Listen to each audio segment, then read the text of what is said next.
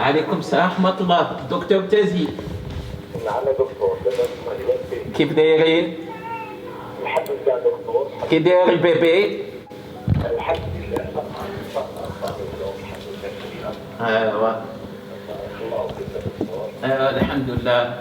ايوا نتمنى الله يكون فرج على قريب باذن الله.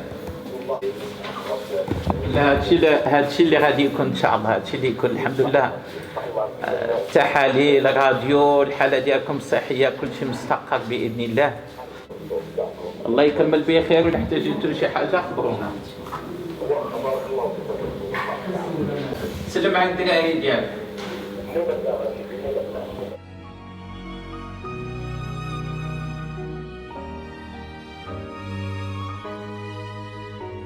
Je suis Dr Tazi El Hassan et je suis propriétaire de la clinique qui est derrière moi, qui s'appelle Clinique Anouel.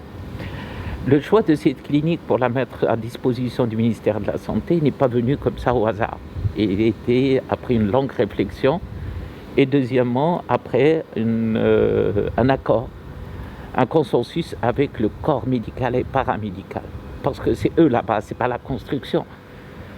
Et l'idée a été acceptée immédiatement par tout le corps médical. Et je peux vous dire, je n'ai pas dans la liste une seule personne qui s'est retirée. Cela sous-entend que dans le corps médical, il y a 10 médecins, dont 6 réanimateurs chevronnés et 4 médecins généralistes volontaires.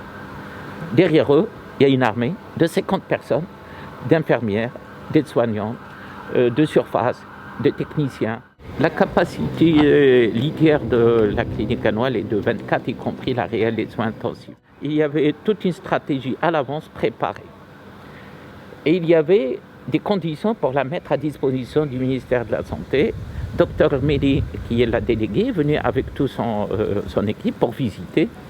Elle avait des recommandations qu'on avait réalisées. Ça sous-entend qu'il y avait des caméras de surveillance de chaque patient et son moniteur, pour qu'on puisse les surveiller à distance. On ne peut pas rester 24 heures avec les patients, mais les surveiller à distance. On a ajouté à ça de mettre à disposition de chaque patient un téléphone portable qu'on a mis à sa disposition et un numéro.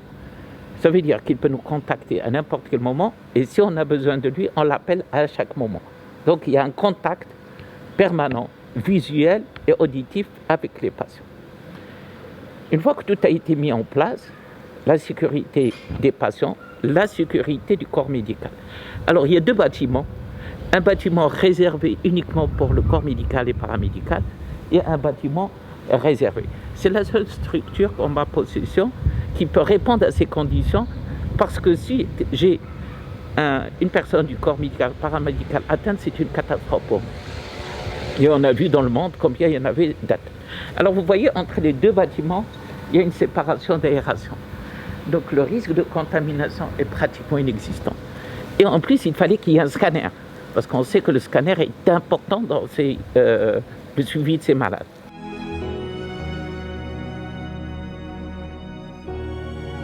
L'idée est basée sur 2 éléments. L'élément numéro 1, c'est qui nous est autorisé et imposé par le ministère de la Santé, qui est à la base de chloroquine et d'antibiotiques et d'autres médicaments. La deuxième partie du protocole, c'est que chaque cas est un cas.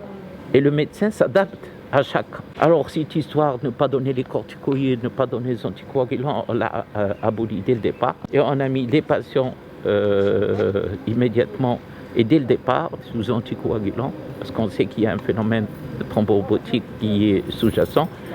On sait qu'il y a un syndrome inflammatoire sévère, donc on les met sous corticoïdes. Et l'évolution et les résultats biologiques et radiologiques démontrent que ce groupe de médecins, enfin le nôtre, a raison de la conduite à tenir actuelle et on ne change ni une équipe ni un traitement qui marche.